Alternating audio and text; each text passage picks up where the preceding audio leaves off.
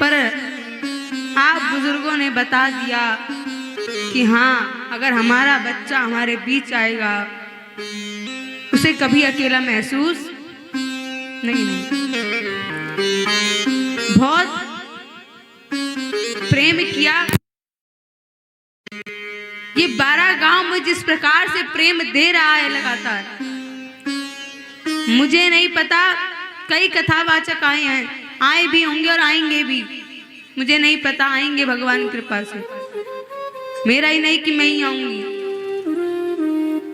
पर शायद भगवान की कृपा इतनी उन पर ना रही हो जितनी भगवान ने आज इस अपनी बेटी पर, माता सती ने। मैं दिल्ली से चली थी यही सोचकर कि अपने बाबा लोगों के बीच में जाकर के, मुझे ज्ञान तो कुछ नहीं है, कहते हैं पूरा ग्रंथ पढ़ लो तो भी ज्ञान नहीं आता, और ये कितनी बड़ी बेवकूफी है मेरी, अपने बाबा लोगों के आगे ज्ञान बांट रही हूं। ज्ञान नहीं है मुझ में, जो कहते हैं ज्ञान नहीं, ये ज्ञान नहीं है बाबा, ये भाव निकल रहे हैं। आज भी याद है, भगवान ने खैर हर चीज की कमी पूरी करी। शुरू से दिल्ली में रहे तो हम यही सोचते थे कि पता नहीं, मेरे पिताजी का कभी मेरे पर ये नहीं रहा प्रेशर कि बेटा तू भागवत कथा ही कर।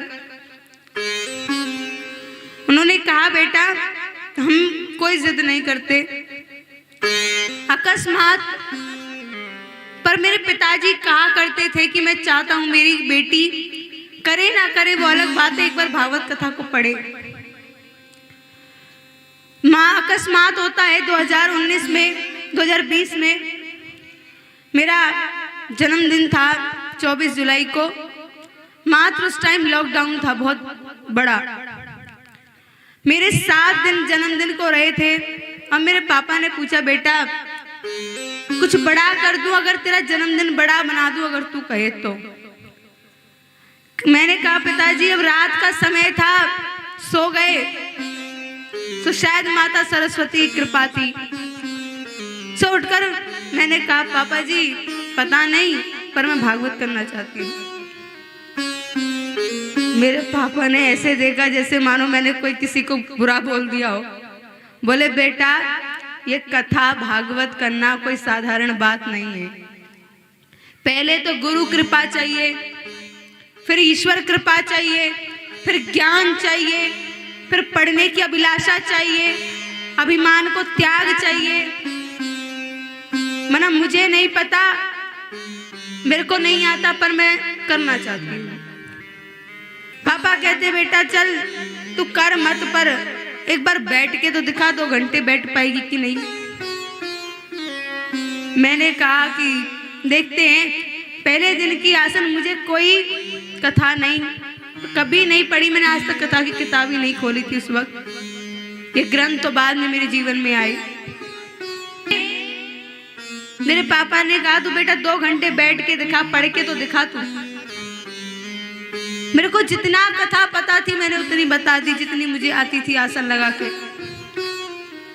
2-2.5 घंटे, फिर 3 घंटे, फिर 4 घंटे, फिर 5 घंटे, भरी पता नहीं जानती। जब भरी तो मैंने, पापा ने कहा बेटा अब चाहे जितना पैसा लग जाए, अब गांव में करेंगे एक बार।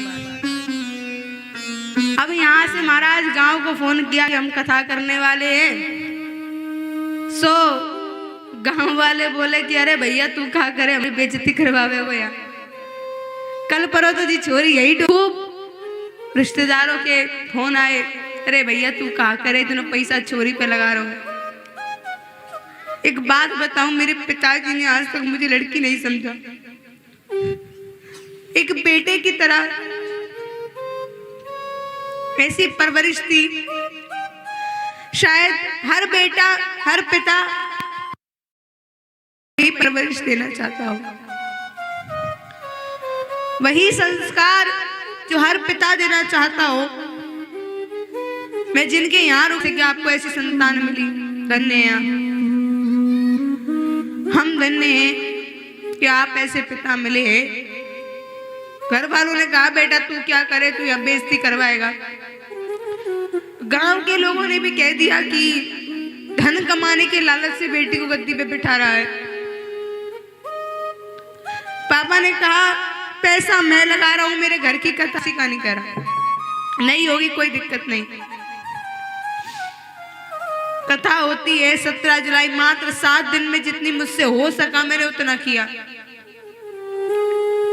और माता सती का आशीर्वाद लेके, माँ धौलागढ़ वाली का आशीर्वाद लेके हमने कथा को प्रारंभ किया।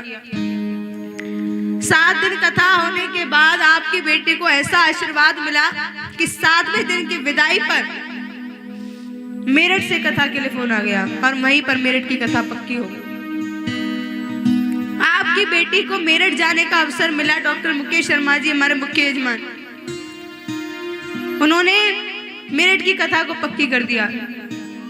मेरठ की कथा के बाद दिल्ली की कथा, दिल्ली की कथा के बाद बधावल की कथा, बधावल की कथा के बाद फिर दिल्ली, 2-3 बार दिल्ली हो गई, जिसकी कोई आस नहीं थी मुझे।